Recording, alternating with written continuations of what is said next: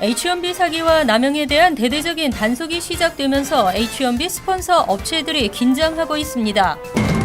뉴욕주 임시 예산 연장안이 통과돼 뉴욕주 정부 폐쇄 위기를 모면했습니다.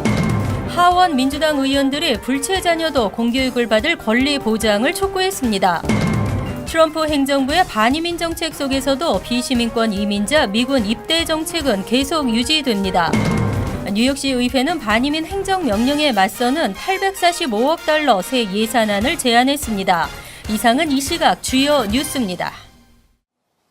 여러분 안녕하십니까? KBN 뉴스입니다. H1B 사기와 남용에 대한 대대적인 단속이 시작됩니다. 전례 없는 강도 높은 현장 방문 조사가 예정돼 있어 H1B 스폰서 업체들이 긴장하고 있습니다. 이민서비스국은 3일 H1B 비자 사기와 남용 행위를 색출하기 위해 대대적인 현장 조사를 실시한다고 밝혔습니다. 트럼프 행정부는 H1B 프로그램이 값싼 외국인 노동자로 대체하며 미국인들의 일자리를 뺏어간다고 주장하고 있습니다. 이에 따라 이민당국의 이번 단속은 전례 없이 강하게 진행될 것으로 예측되고 있습니다. 이번 단속에서는 H1B 비자가 잘못 사용되거나 H1B 비자를 무더기로 부정 신청하는 행위에 대한 철저한 단속이 이루어집니다. 이민서비스국은 미국인 직원에 비해 H1B 외국인 노동자에 대한 의존도가 지나치게 높은 고용주와 H1B 노동자를 고용해 신청서와는 다른 장소나 업체에서 일하도록 하는 고용주 등을 집중적으로 단속한다는 방침입니다. 특히 내부 기준에 따라 선정된 집중 단속 타깃이 업체들은 무작위 현장 방문 조사가 대대적으로 시행됩니다. 담당 이민국 직원은 업체를 방문해 H1B 소지자의 임금 내역, 직무사항, 실제 업무처 등을 확인하게 됩니다. 이와 함께 이민국은 H1B 남용 업체에 대한 이메일 제보도 받아 조사를 실시할 계획입니다. 3일부터 2017에서 18 회계년도 H1B 사전 접수가 시작됐습니다. 한편 트럼프 대통령은 H1B 비자 발급과 관련 부정비리 수사에 착수하겠다고 공언해왔으며 연방의회에서는 이와 관련된 법안들이 속속 발의되고 있습니다. 새 회계년도 뉴욕주 예산안이 막판까지도 합의를 도출하지 못하면서 연장안이 가까스로 통과됐습니다. 일단 5월 말까지 예산안을 논의할 수 있는 시간을 벌었습니다. 뉴욕주 정부 폐쇄 위기를 모면했습니다.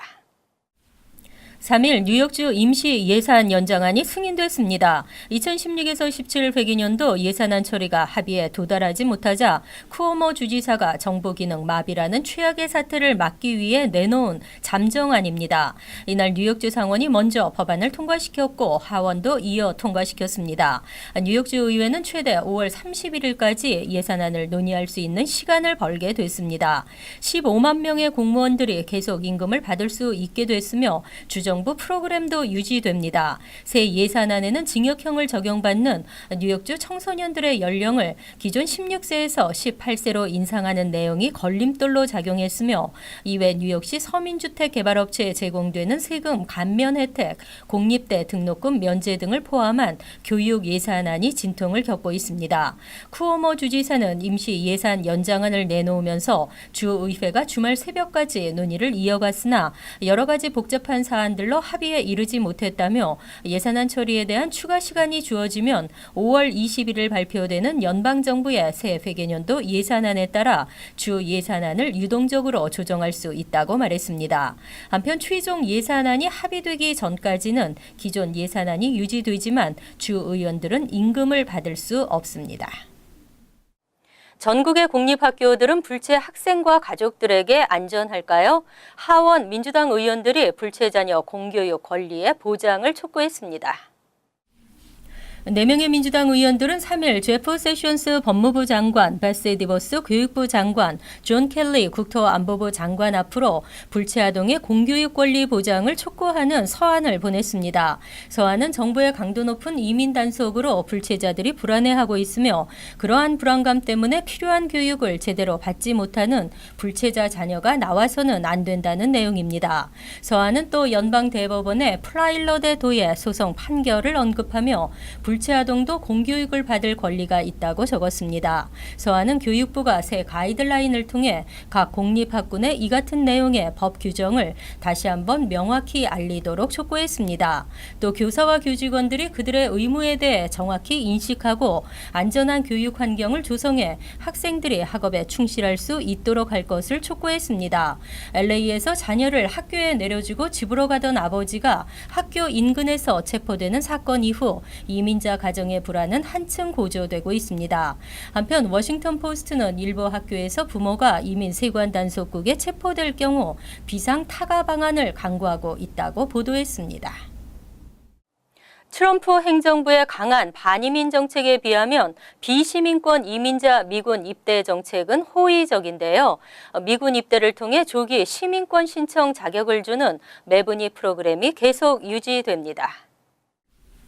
3일 백악관 국가안보회의 마일스 캐긴스 대변인은 비시민권자의 군입대 프로그램이 계속 시행되며 현재 군복무를 하는 비시민권자들은 2002년 발효된 행정명령으로 시민권을 조기에 받을 자격이 있다고 밝혔습니다. 그동안 트럼프 대통령은 불체자 입국 제한, 시민권 발급 제한 등을 천명했지만 비시민권자의 군입대를 통한 시민권 획득과 관련해서는 명확한 견해를 발표한 적이 없습니다. 오히려 대통령 후보 시절 군복무는 매우 특별한 상황이라며 호의적인 입장을 밝힌 바 있습니다. 지난해 6월에는 공화당 하원에서 불법 이민자의 군입대를 금지하는 내용이 담긴 국방예산법 수정안이 한 표 차로 부결됐습니다. 또 불법 체류 청년 추방류의 프로그램 수혜자들의 군입대를 위한 국방부의 예산 지원을 금지하는 법안도 무산된 바 있습니다. 국방부에 따르면 2009년부터 시행하고 있는 매분이 프로그램에 따라 매년 5천 명이 군 입대를 하고 있습니다. 한편 지난 한 해 동안 다카 수혜자 359명이 미 육군에 입대한 것으로 알려졌습니다. 뉴저지 포트리 피터서 시의원에 이어 오는 11월 선거에서는 폴 윤 후보가 유력한 것으로 알려졌습니다. 포트리 한인 회장으로 또 타운 조정위원으로 활동하고 있는 폴 윤 후보의 시의원 탄생이 기대되고 있습니다. 폴 윤 변호사가 11월 7일 본선거 포트리 시의원 민주당 후보 공천을 받아 시의원에 출마합니다. 포트리 민주당 위원회는 아르맨도 포한 현 시의원의 임기가 올해 말로 끝나고 은퇴하기로 결정해 그 자리에 윤 변호사를 공천하기로 했다고 밝혔습니다. 민주당 강세인 포트리는 이변이 없는 한 윤 변호사의 당선이 확실시되고 있습니다. 윤 후보는 지난 2014년 민주당 예비선거에 비공천 후보로 나섰지만 당시 재선에 나선 포한 마이클 사젠티 의원에 밀려 패했습니다. 하지만 1000표 이상을 득표하며 선전했던 것이 포트리 민주당 위원회 측에 강한 인상을 남겼습니다.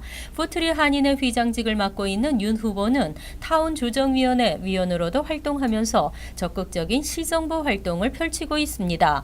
윤 후보는 한인 등 주민들이 잘 사는 지역으로 만들고 싶다고 출마 이유를 밝혔습니다. 윤 후보가 당선되면 포트리에는 기존 피터서 의원과 함께 한인시 의원이 2명으로 늘게 됩니다. 한편 윤여태 시의원이 저지시리 시장에 출마의 뜻을 밝혔으며 죄니정 클로스터시 의원과 마가렛 안 씨가 각각 민주당과 공화당 후보로 주 하원 의원에 도전하는 등 올해 뉴저지주 선거에는 그 어느 때보다 많은 한인 후보들이 출마했습니다. 불체자 보호 도시를 천명한 뉴욕시가 연방지원 예산 삭감을 우려하고 있는 가운데 뉴욕시 의회는 반이민 행정명령에 맞서는 새 예산안을 제안했습니다. 이민자 지원액을 늘리고 취약계층 보호에 중점을 둔 845억 달러 규모입니다. 3일 시의회는 2017에서 18 회계년도 잠정 예산안을 책정하고 시장실에 전달했습니다. 이번 예산안은 지난 1월 빌 드 블라지오 시장이 발표한 846억 달러 규모의 새 회계년도 잠정 예산안에 대한 시의회의 제안으로 특히 이민자 지원 등에 대한 예산 증액 요구가 담겼습니다. 1,200만 달러 추가 예산을 마련해 트럼프 행정부의 반이민 행정명령에 맞서 이민자에 대한 지원을 확대할 계획입니다. 추가 편성한 190만 달러는 뉴욕시 5개 보로에 이민자 지원센터를 설립한다는 계획이며 140만 달러의 추가 편성액도 이민자 권리 알기 캠페인과 증오 범죄를 예방하기 위해 편성했습니다. 이 밖에 모든 공립학교에 에어컨 설치, 스몰 비즈니스 세금 감면, 청소년 일자리 확대, 노숙자 쉘터 추가 설치하는 내용 등을 담았습니다. 멜리사 마크 비버리터 뉴욕시 의장은 이번 예산안은 수차례 열린 공청회에서 나온 의견을 반영한 것으로 다양한 뉴욕 시민들의 의견이 포함된 것이라며 취약계층을 보호하는 데 중점을 뒀다고 말했습니다. 시장실과 시의회는 오는 6월 말까지 최종 예산안을 결정하게 됩니다. 인력은 국력이듯이 도시의 흥망성쇠 역시 인구수와 밀접한 관계가 있습니다. 그런데 최근 뉴욕을 떠나는 뉴요커가 급증하고 있습니다. 비싼 물가를 감당하지 못하거나 또는 일자리를 찾아서인데요. 은퇴자와 이민자 유출도 인구 감소의 원인으로 나타났습니다. 지난 6년간 뉴욕을 떠난 시민들이 100만 명을 넘어선 것으로 집계됐습니다. 특히 롱아일랜드와 뉴저지, 커네티컷 등을 포함한 트라이스테이트 지역을 떠난 주민은 2015년 18만 7,034명에서 2016년 22만 3,423명으로 급증했습니다. 같은 기간 이민자 유입도 2015년 18만 1,550명에서 2016년 16만 324명으로 감소했습니다. 이러한 현상은 전국적으로 경제가 풀리며 꼭 대도시가 아니어도 일자리를 찾을 수 있고 생활비가 적게 드는 지역을 선택하고 있기 때문입니다. 내셔널 이코노미는 은퇴자들이 따뜻하고 세금 부담이 덜한 곳으로 이주를 선호하고 있는 것도 원인이라고 지목했습니다. 엠파이어 공공정책기관의 맥마운 디렉터는 역사적으로도 경제가 호전되면 대도시 인구 유출은 는다고 말했습니다. 뉴욕 메트로 지역에는 현재 2,370만 명이 거주하고 있습니다. 그리고 인구 증가세는 급격한 둔화세를 보이고 있습니다. 한편 2010년부터 6년간 인구 유입이 가장 많았던 곳은 올랜도, 데이토나 비치 일원으로 7.7% 증가를 보였고 덴버 6.3%, 휴스턴 4.7%, 댈러스 포트워스 4.6% 등으로 인구 유입이 늘어났습니다. 뉴욕시 공립학교 SAT 시험 응시율이 추락하고 있습니다. 뉴욕시 정부가 모든 11학년생들에게 무료로 시험을 치를 수 있도록 하고 시험일도 주말이 아닌 평일로 변경했습니다. 뉴욕시가 시범 운영하는 무료 SAT 프로그램이 올해에는 모든 뉴욕 시내 11학년생들에게 확대 실시됩니다. 그리고 SAT 무료 시험을 치르기 위해 4월 5일 수요일을 SAT 스쿨데이로 정했습니다. 3일 빌 드블라지오 뉴욕시장과 칼멘 팔냐 뉴욕시 교육감은 기자회견에서 5일 시행하는 SAT 스쿨데이를 통해 뉴욕시 내 모든 11학년생들에게 무료로 SAT 시험을 제공한다고 밝혔습니다. SAT 응시료 55달러는 일부 학생들에게는 큰 부담이고 시험도 평일이 아닌 주말에 보아야 하기 때문에 SAT 응시를 거리는 경우가 많다는 지적에 따른 것입니다. 실제 2015년 뉴욕시 공립교 재학생의 SAT 시험 응시율은 56%로 나타났습니다. 이번 SAT 무료 응시 프로그램은 뉴욕시 내 11학년 7만여 명이 혜택을 볼 수 있을 것으로 보입니다. 한편 뉴욕시 교육국은 2014에서 15학년도 SAT 스쿨데이를 파일럿 프로그램으로 시작해 2015년 봄 40개교 6,000명을 대상으로 SAT 시험을 무료 실시했으며 2016년 봄에는 92개교 15,000명으로 확대했습니다.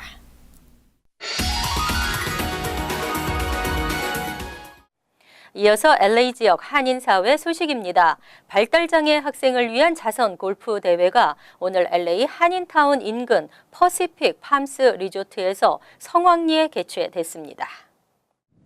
서울 메디컬 그룹이 주최한 제1회 발달장애 학생을 위한 자선 골프 대회에는 140여 명의 한인사회 인사들이 참가해 발달장애 학생들에 대한 따뜻한 관심을 당부했습니다.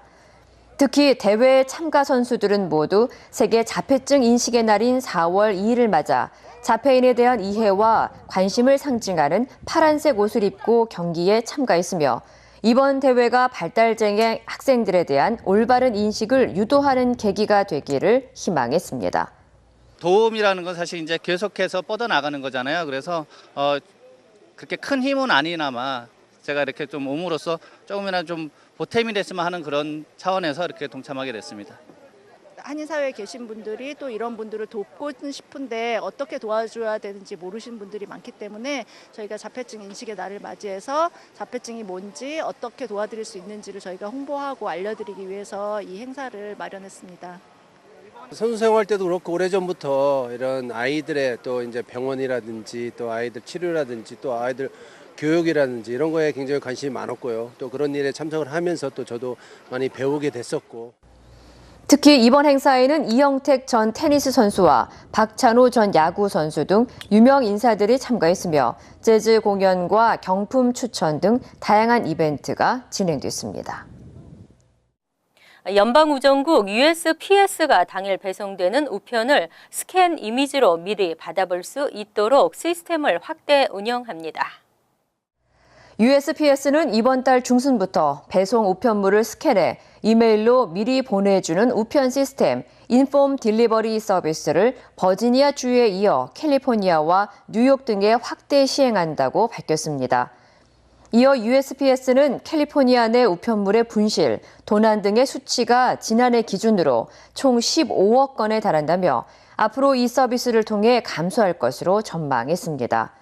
또 관계자들은 인폼 딜리버리 서비스는 실제 편지 크기와 유사한 사이즈로 스캔된 이미지를 이메일을 통해 확인할 수 있는 만큼 신용카드 청구서 등의 도난과 배송 오류 등의 피해에 대해 신속 대처가 가능할 것이라고 덧붙였습니다. 한편 USPS의 인폼 딜리버리 서비스는 웹사이트를 통해 가입을 하면 무료로 이용이 가능합니다. 월드리포트입니다. 외모 덕분에 스타가 된 강아지가 있습니다. 견생 역전으로 유명세를 타고 있는 강아지들을 소개합니다. 위턱이 심하게 돌아가 얼굴이 완전히 비뚤어져 보입니다. 독특한 생김새를 한 이 강아지는 피카소의 그림 속 인물과 닮아 이름도 피카소라 붙여졌습니다. To be honest with you, I've never seen a case like his before. I would call it a congenital defect of his maxilla. 핏불 테리어 잡종견인 피카소와 그 옆을 지키는 형 파블로는 태어난 지 10달밖에 안 됐지만 벌써 2번이나 주인에게 버림받았습니다. 안락사 대상에 올라 순서만 기다리던 순간 동물 구조대원의 도움으로 SNS에 사연이 소개되면서 일약 스타덤에 올랐습니다. 유별난 생김새 때문에 촬영 요청이 쇄도하고 도움의 손길이 쏟아진 겁니다. Clearly, Picasso the dog here is a work of art. He was born with a rare facial deformity and he's taking the internet by storm. 다행히 음식을 먹는데도 큰 지장이 없고 몸도 건강한 것으로 알려졌습니다. He should not be in any kind of pain. The only thing that's going on is he has a tooth that's digging into the bottom of his mouth because it's not where it should be.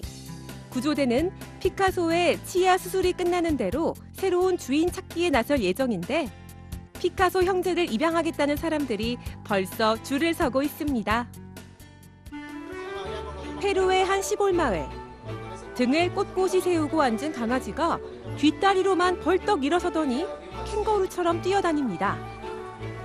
앞다리가 없어 마치 직립보행을 하듯 걷고 뛰는 모습이 아슬아슬해 보이지만 쉽사리 넘어지지 않습니다.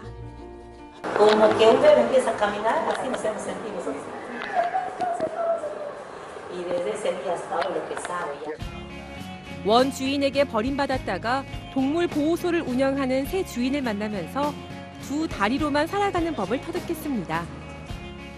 장애에 굴하지 않고 밝게 뛰어다니는 모습이 많은 이들을 감동시키며 캥거루 강아지란 애칭을 넘어 페루의 국민 강아지라는 타이틀까지 얻었습니다.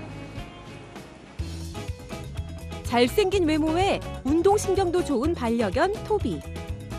훈련도 잘 된 완벽한 반려견으로 보이는데 가까이서 보니 코가 2개입니다. This is the first. He's unique. He was actually born like that, I want to say, because he doesn't have no scar tissue on the top. 한때 코가 2개라는 이유로 버림받고 길거리를 전전하며 살았지만 지금은 새 주인과 함께 행복한 일상을 보내고 있습니다.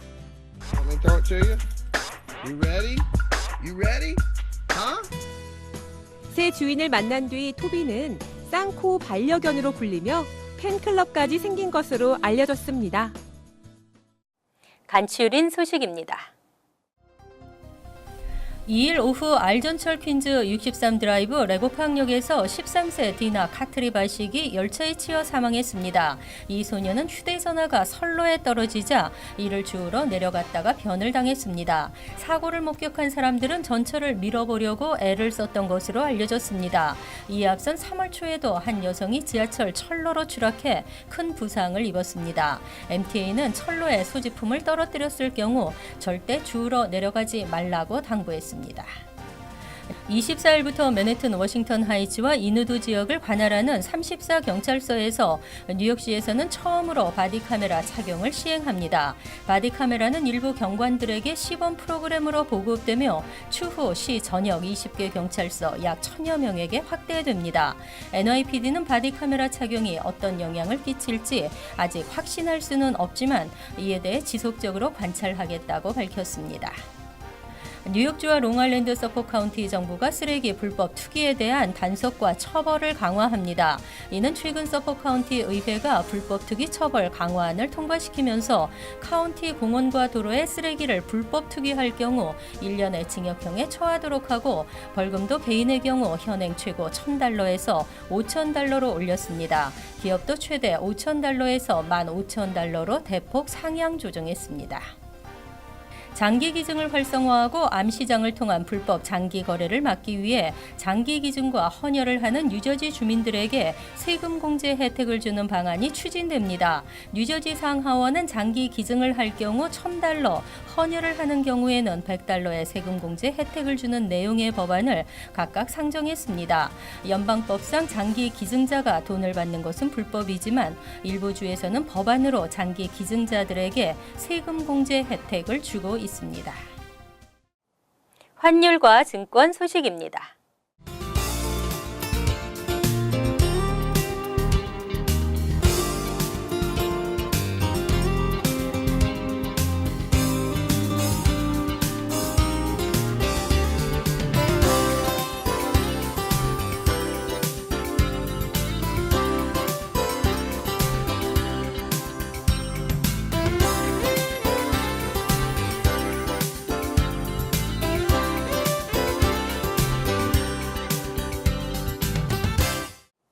이어서 날씨입니다. 수요일은 대체로 맑고 포근하겠습니다. 낮 최고 기온은 65도, 섭씨 18도, 밤 최저 기온은 45도, 섭씨 7도로 예상됩니다. 목요일은 흐리고 비가 내리겠으며 지역에 따라서는 많은 비도 예상됩니다. 금요일도 흐리겠으며 한두 차례 소나기가 내리겠습니다. 이상으로 KBN 뉴스를 마칩니다. KBN과 함께 편안한 하루 되시기 바랍니다.